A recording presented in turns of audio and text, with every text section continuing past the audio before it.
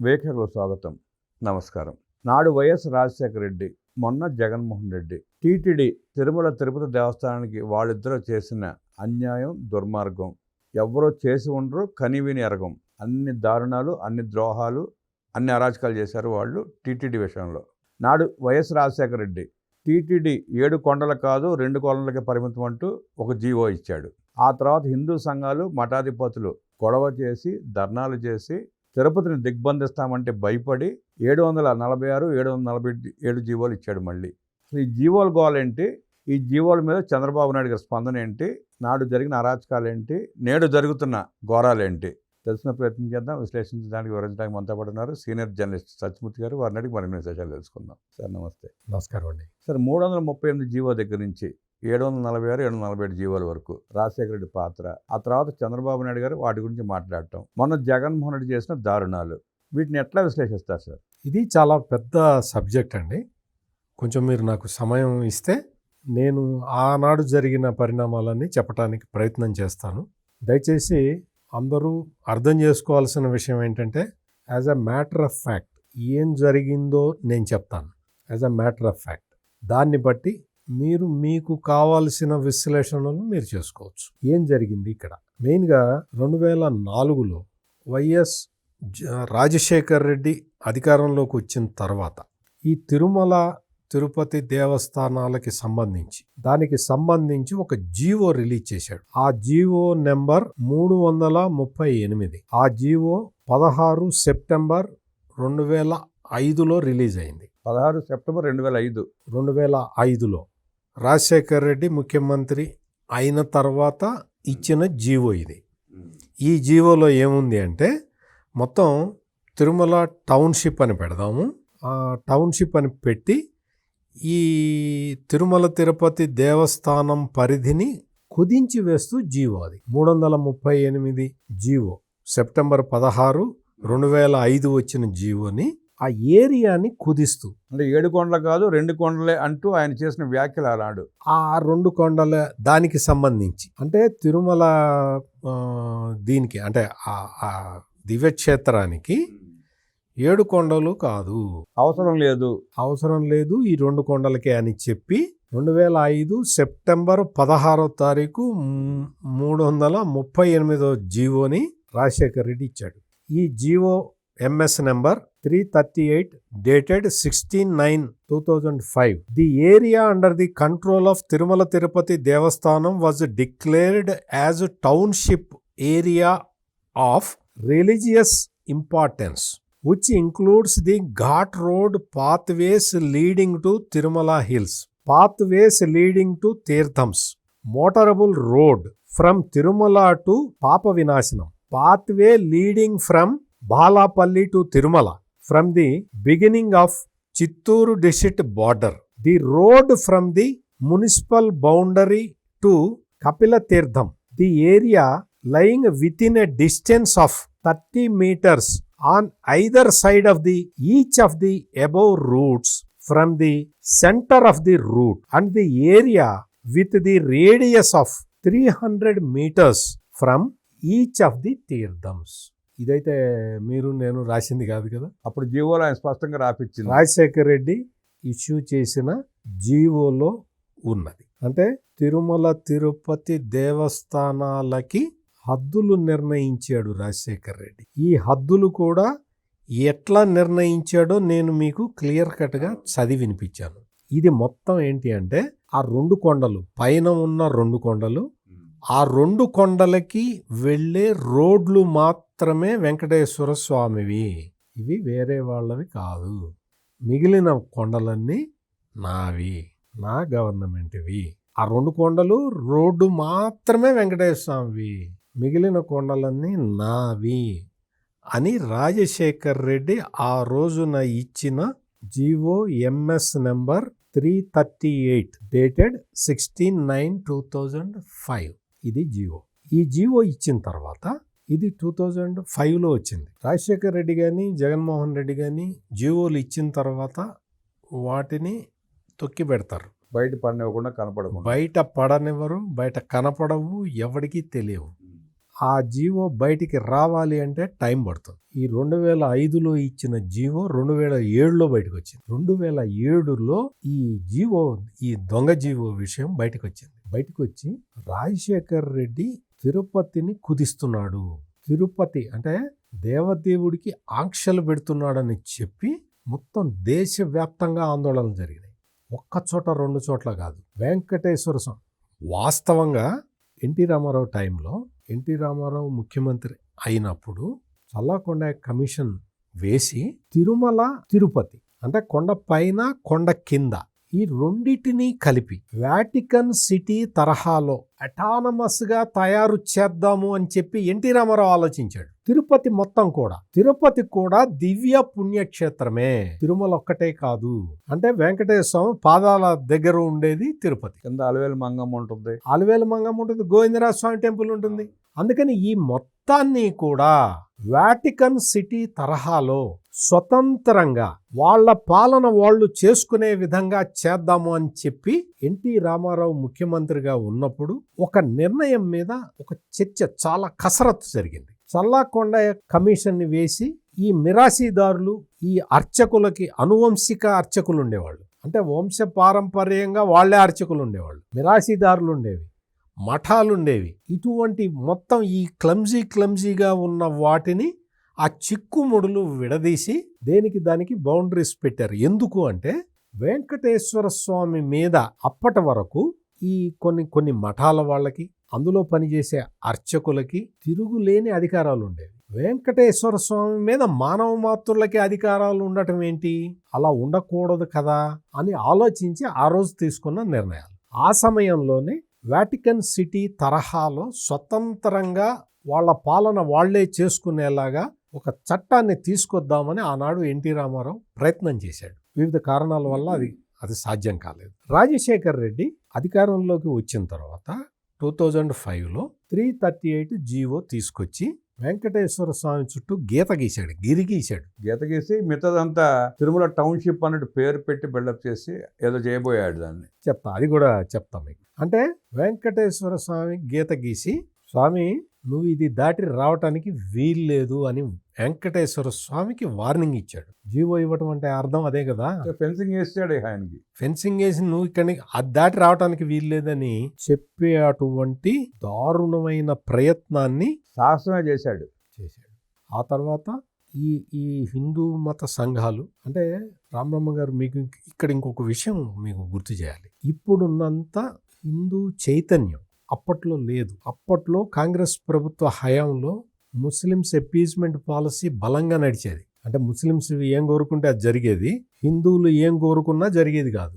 ఇప్పుడు కొంచెం పరిస్థితి మారింది. ఆ వివక్ష అంటే మెజారిటీ హిందువుల దేశంలో హిందువుల మీదే వివక్ష జరిగేది ఆ రోజున. కాంగ్రెస్ పాలనలో జరిగింది. కాంగ్రెస్ పాలన మొత్తం అలాగే జరిగింది. ఇప్పుడు నరేంద్ర మోడీ పాలనలో హిందువులకి న్యాయం జరుగుతున్నది, ముస్లింలకు ఎవరు అన్యాయం చేయటంలా. ఏ మతానికి అన్యాయం చేయట్లేదు, హిందువులకి న్యాయం జరుగుతున్నది. ఆ సమయంలో అంటే ముస్లింలని ఓటు బ్యాంకుగా వాడుకునే కాంగ్రెస్ పార్టీ అధికారంలో ఉన్న రోజుల్లో రాజశేఖర్ రెడ్డి ఈ కార్యక్రమం చేసిన తర్వాత ఈ కార్యక్రమాన్ని హిందువులు అర్థం చేసుకోవటానికి, దాని మీద రియాక్ట్ కావటానికి టైం పట్టింది. రియాక్ట్ అవ్వటం అంటే అక్కడ కూడా జరిగింది ఏంటంటే, అప్పుడు జరిగిన చర్చ ఒక 3000 ఎకరాలు చర్చి నిర్మాణానికి ఇస్తున్నాడు అన్న ప్రచారం వచ్చిన తర్వాత హిందువుల్లో రియాక్షన్ వచ్చింది. నేను అదే చెప్తున్నా. నేను తిరుమల కొండకి సంబంధించి ఈ రిస్ట్రిక్షన్స్ 2005లో పెడితే 2007లో తెలియటానికి కారణమే అది. ఇప్పుడు మీరు చెప్పిందే 2007లో ఎట తెలిసింది అంటే, అక్కడ అడవుడు కట్టేస్తూ ఉంటే ఎట కడుతున్నావు, నాకు పర్మిషన్ ఉంది. ఏం పర్మిషను? 2005లో జారీ చేసిన 338 జీవో అప్పుడు బయటకు వచ్చింది. ఆ రోజు ఆ కుట్రలో భాగస్వామి భూమన కరుణాకర్ రెడ్డి. మళ్ళీ ఇక భూమన కరుణాకర్ రెడ్డి గురించి మనం ఇప్పుడు రాజశేఖర్ రెడ్డి ఇంత అన్యాయం చేశాడని చెప్తూ ఉంటే ఈ పిపీలకం గురించి మనం మాట్లాడటం ఏముంది? పిపీలకం నేను దైవభక్తుడిని, ఆ దేవుడికి నా తర్వాత ఎవడైనా అని చెప్పుకుంటున్నాడు కదా. ఇప్పుడు అతనేమి దైవభక్తుడండి? నా చిన్నప్పుడు మొత్తం కొండంతా గుండులాగా ఉండేది అన్న వాడు అసలు అతని నోటికి అడ్డు ఆపు ఏమన్నా ఉందా? కొండ గుండులాగా ఉందా? ఎప్పుడు చూసావు నువ్వు? ఏ కొండను చూసావు? ఇక్కడికి ఎవరు వచ్చేవాడు కాదు, ఇదంతా అడవిలాగా ఉండేది. శ్రీకృష్ణదేవరాయలు టైం నుంచి భక్తులు వెళ్తున్న కొండని పట్టుకొని అంత మాట అన్న ఆ భూమన కరుణాకర్ రెడ్డి గురించి మనం ప్రత్యేకంగా మాట్లాడాల్సిన ఇది ఎందుకంటే మనకు అంత చిన్నతనానికి మనం పోవద్దు నేననే పాయింట్ అది. దీన్ని ఈ స్వాములు వీళ్ళందరూ తీవ్రంగా వ్యతిరేకించిన తర్వాత మొత్తం ఒక మూమెంట్ వచ్చిన తర్వాత ఒక ఉద్యమంలాగా అప్పట్లో నేను అదే చెప్తున్నది, హిందువులు కలిసికట్టుగా పోరాడే లక్షణం అప్పటికి అలవరుచుకోలేదు. ఆ సమయంలో కూడా హిందువులు వెంకటేశ్వర భక్తులు ఏకమై ప్రభుత్వం మీద పోరాటం చేశారు. పోరాటం చేస్తే ఇదే రాజశేఖర్ రెడ్డి ఇంకొక 2 జీవోలు తెచ్చాడు. ఆ 2 జీవోలు ఏంటి అంటే ఎంఎస్ నెంబర్ 746, 747 2 జీవోలు. ఈ 2 జీవోలు తీసుకొచ్చి ఏం చేశాడు అంటే ఈ 2 జీవోలు 7 హిల్స్ ఆఫ్ తిరుమల అంటే దీన్ని 7 కొండల్ని నేను ప్రొటెక్ట్ చేస్తున్నాను అని చెప్పటానికి ఈ 2 జీవోలు తెచ్చి ఈ 2 జీవోలలో స్పెసిఫిక్గా ఏం చెప్పాడు అంటే శేషాద్రి, గరుడాద్రి, వెంకటాద్రి, నారాయణాద్రి, వృషాద్రి, అంజనాద్రి ఈ కొండల పేర్లు స్పెసిఫై చేస్తూ ఇవి తిరుమలకి సంబంధించినవి అని 746, 747 జీవోలు తీసుకొచ్చాడు. 746, 747 జీవోలు తేవాల్సిన అవసరం ఏంటి? నా ప్రశ్న డైరెక్ట్గా అడుగుతున్నా. అవును, మీకు 2005లో తీసుకొచ్చిన 338 జీవోని రద్దు చేస్తే సరిపోతుంది కదా. హిందూ సంఘాలు తిరుగుబాటు చేసినాయి నీ మీద. హిందూ సంఘాలు రోజు ఒత్తిడి తీసుకొస్తూ ఉన్నాయి రాజశేఖర రెడ్డి ప్రభుత్వం మీద. నువ్వేం చేయాలి? తప్పైపోయింది స్వామి, నన్ను క్షమించు అని చెప్పి రద్దు చేస్తాను ఆ రోజు జీవోని రద్దు చేస్తే సరిపోతుంది కదా. కొత్త జీవోలు ఎందుకు తెచ్చావు రాజశేఖర రెడ్డి? ఇప్పుడు రాజశేఖర రెడ్డి లేడు గాని ఇప్పుడు తప్పుడు ప్రచారం చేస్తున్న ఆయన కొడుకు జగన్మోహన్ రెడ్డిని అడుగుతున్నా. 338 జీవోని ఆ రోజు సెప్టెంబర్ 16, 2005లో ఇచ్చిన జీవోని రద్దు చేస్తున్నాను అంటే సరిపోతుంది కదా. మళ్ళీ కొత్త జీవోలు ఎందుకు తెచ్చావు? కుట్ర, ఇది కూడా కుట్రే. నేను చెప్తున్న పాయింట్ అది.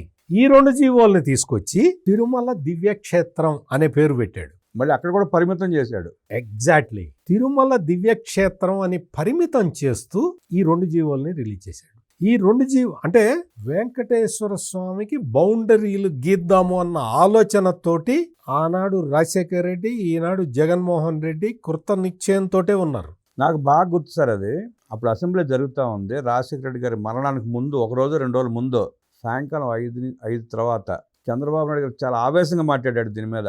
స్వామివారితో పెట్టుకుంటున్నారు, చాలా జాగ్రత్తగా ఉండండి మీరు, ఆయనతో పెట్టిన వాళ్ళు ఎవరో. ఇంక మీకు మాటలు అంటే అసహజంగా అదే జరుగుతుందనే విషయం ఆ రోజు చాలా మందికి తెలియదు. రోసయ్య గారికి కూడా దాన్ని ఏదో అనబోతే ఆయనకు కూడా సీరియస్గా అని చెప్పాడు బాబు గారు. ఎగ్జాక్ట్లీ. ఈ రోజున చంద్రబాబు నాయుడు ఈ 2 జీవోలని వ్యతిరేకిస్తూ ఏది వెంకటేశ్వర స్వామిని కట్టడి చేస్తూ వెంకటేశ్వర స్వామిని 2 కొండలకి పరిమితం చేస్తూ ఇచ్చిన జీవోని రద్దు చేసి తిరుమల దివ్యక్షేత్రం పేరుతోటి వెంకటేశ్వర స్వామిని కట్టడి చేస్తూ ఇచ్చిన 2 జీవోలని అంటే ఆ జీవోని రద్దు చేస్తూ ఈ 2 జీవోలు ఇవ్వటం అంటే వెంకటేశ్వర స్వామికి నువ్వు రాజశేఖర రెడ్డి గీసిన గీతని పెద్దది చేశాడు. అంతే, పెద్దది చేశాడు. బౌండరీ మార్చాడు అంతే. బౌండరీ మారుస్తూ ఇచ్చిన ఈ 2 జీవోలని ఆ రోజున చంద్రబాబు నాయుడు పబ్లిక్ మీటింగులో చెప్పాడు. ఏమని చెప్పాడు అంటే దేవదేవుడికి, కలియుగ దైవానికి బౌండరీలు పెట్టడానికి మనం ఎవరము? ఆ జీవో 338 జీవో ఎటు రద్దయింది.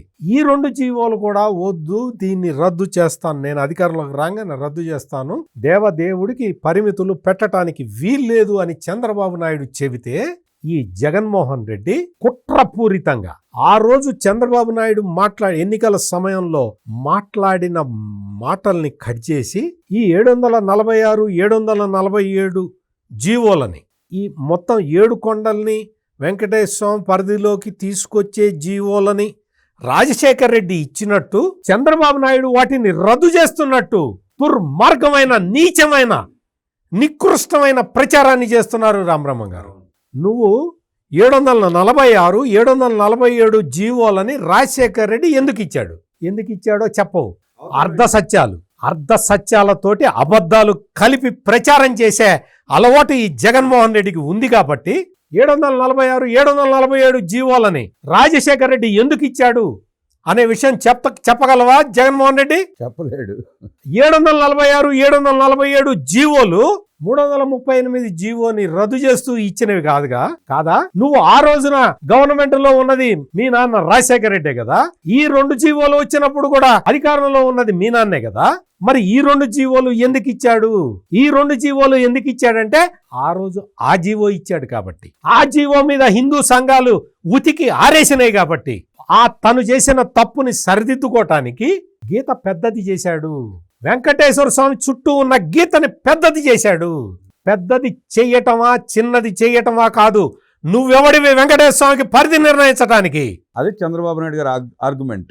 ఇది చంద్రబాబు నాయుడు వచ్చి నేను 746 747 జీవోల్ని ఆ జీవోల్ని కూడా రద్దు చేస్తాను అని చెప్పి చంద్రబాబు నాయుడు చెబితే, ఈ రాజశేఖర్ రెడ్డి కొడుకు వచ్చి ఈ రోజున మొత్తం 7 కొండలు తిరుమలకి రాజశేఖర్ రెడ్డి ఇస్తే ఆ జీవోలని చంద్రబాబు నాయుడు రద్దు చేస్తానని చెప్పాడు అని చెప్పి ఆ రోజు చంద్రబాబు చెప్పిన మాటల్ని ఈ రోజున వక్రీకరిస్తూ వైరల్ చేస్తూ ఉన్నారు.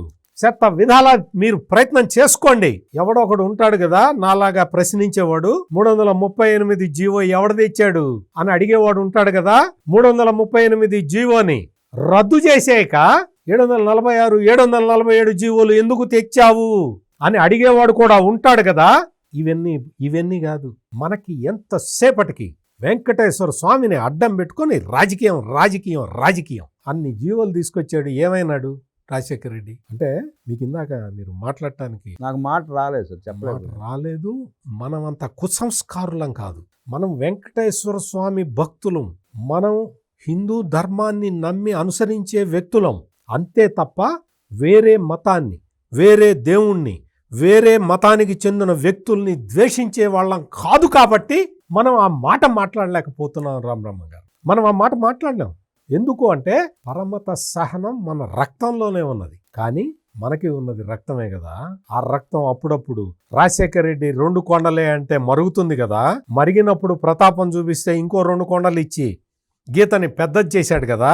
మరి అసలు ఆ గీత లేకుండా చేస్తాను, దేవదేవుడికి గీత గీయటానికి నువ్వెవడివయ్యా అని ప్రశ్నించిన చంద్రబాబు నాయుడిని మనలాంటి వాళ్ళు సపోర్ట్ చేయాలి కదా.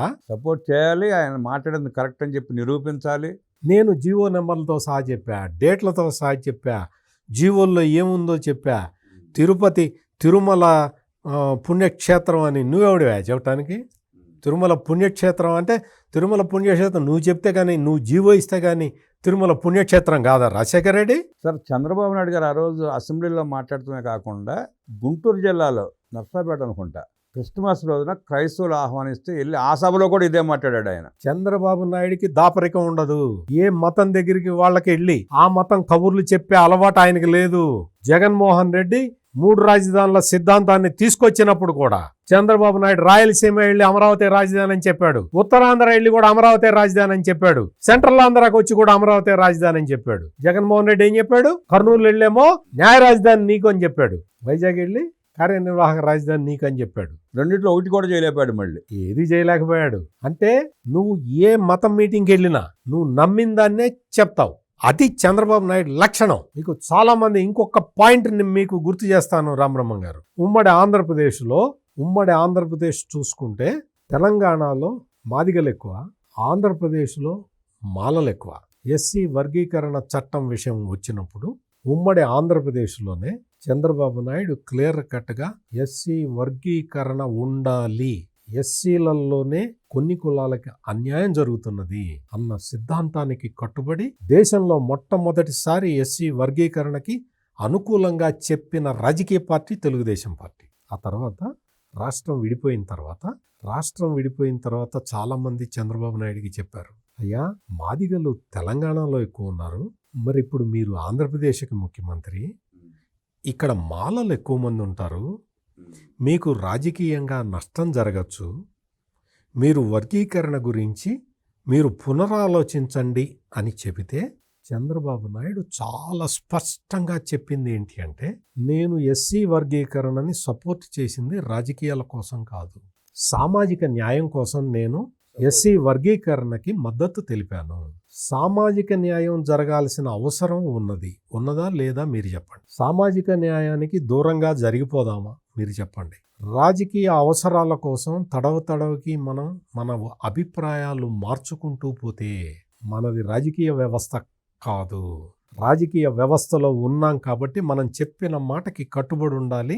సామాజిక న్యాయం తెలుగుదేశం పార్టీ ధ్యేయం అని చెప్పి విభజిత ఆంధ్రప్రదేశ్లో కూడా ఎస్సీ వర్గీకరణ చట్టానికి అనుకూలంగానే మాట్లాడాడు. దాన్ని ఇంప్లిమెంటేషన్ చేయాల్సి వస్తే చేసి చూపించాడు. అంటే ఎందుకు చెప్తున్నాను అంటే, ఒక మతం దగ్గరికి వెళ్ళి ఆ మతానికి సంబంధించిన కబుర్లు చెప్పి రావటం, ఇంకో మతం దగ్గర రాగానే ఆ మతాన్ని తిట్టడం అలవాట్లేదు ఆయన. ఇటువంటి కార్యక్రమాలు. ఒక ప్రాంతం దగ్గరికి వెళ్ళి దొంగ మాటలు చెప్పటం, ఇంకో ప్రాంతంకి వెళ్ళి ఆ ముందర ప్రాంతానికి వ్యతిరేకంగా చెప్పి రావటం, ఇటువంటి కప్పదాటు వ్యవహారాలు, తాత్కాలిక రాజకీయ ప్రయోజనాలు ఆశించి చంద్రబాబు నాయుడు చెయ్యడు.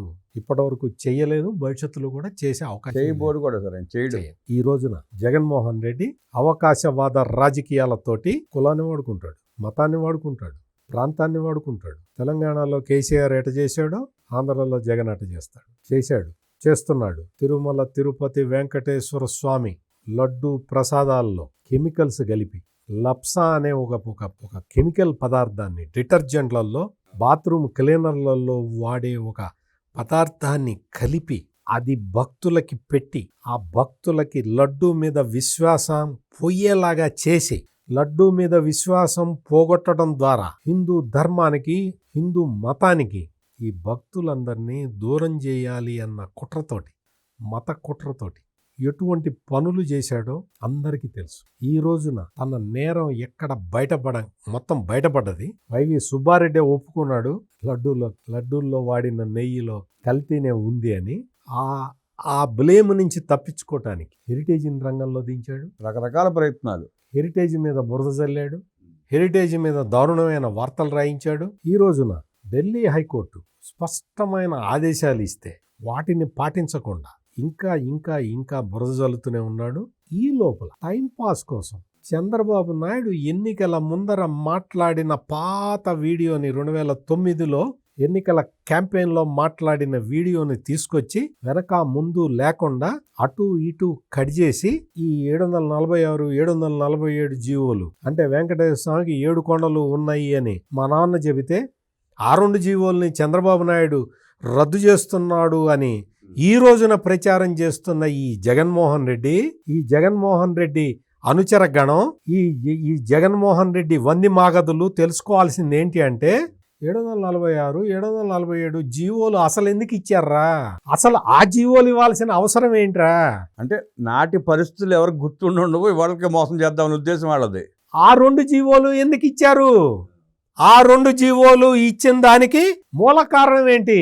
వెంకటేశ్వర స్వామికి 2 కొండలే అని చెప్పిన రాజశేఖర్ రెడ్డి ఆ జీవోను సవరిస్తూ ఈ 2 జీవోలు ఇస్తే అసలు వెంకటేశ్వర స్వామికి నీకు పరిమితులు నువ్వెవడివయా? మానవ మాత్రుడివి, నువ్వెట్లా విధిస్తావయా పరిమితులు అని చెప్పిన చంద్రబాబు నాయుడిని విలన్ని చేసి చూపించడానికి విశ్వ ప్రయత్నాలు చేస్తున్నారు. ఈ జగన్మోహన్ రెడ్డి తన సోషల్ మీడియా సైన్యం ద్వారా కోట్ల రూపాయలు పంపు చేసి మొత్తం సమాచార వ్యవస్థ మొత్తాన్ని సోషల్ మీడియా సైకోలందరినీ గుప్పిట్లో పెట్టుకొని తప్పుడు ప్రచారానికి పాల్పడుతున్నాడు రామబ్రహ్మ గారు. సార్, జగన్మోహన్ రెడ్డి ఎంత విషప్రచారం చేపిస్తున్నాడు.